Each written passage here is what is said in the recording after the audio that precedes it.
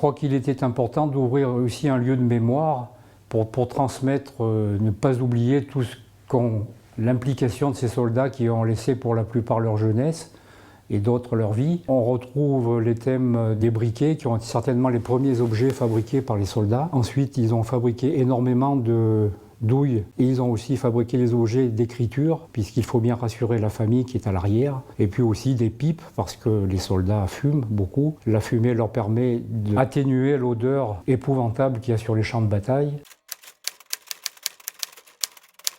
J'ai découvert une très belle peinture de Louis Retru, qui est un peintre tiernois, qui représente deux servants devant leur pièce d'artillerie, le canon de 75, qui a été le fleuron vraiment de notre artillerie française, auquel il donnait un nom, et cette peinture représente un canon où il est marqué « L'Invincible ». J'ai trouvé au plus du 1er mai, puisque les 3/4 de ma collection a été rassemblée ici à Clermont-Ferrand.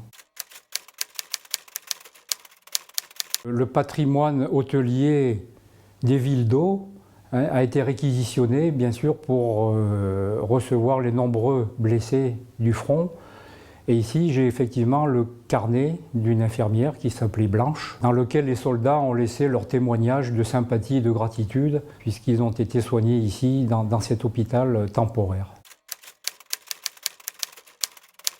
La grande famille Nérial à Clermont-Ferrand est vraiment connue dans le domaine informatique, mais Paul Nérial, qui était le père de ma présidente ici à Clermont-Ferrand de l'association de ceux de Verdun, a été engagé volontaire en 1914 dans l'artillerie. Sa fille aujourd'hui, Suzanne, m'a confié tous les souvenirs qu'elle a pieusement conservés. Son papa est également architecte et donc il a laissé des traces de ses talents de peintre sur de très jolies cartes postales qu'il a envoyées à sa famille.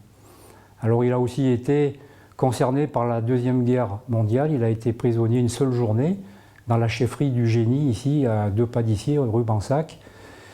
Et il a été appelé par le général de Latte de Tassigny pour construire l'école de cadres qui, en quelque sorte, allait servir de reconstitution de l'armée française.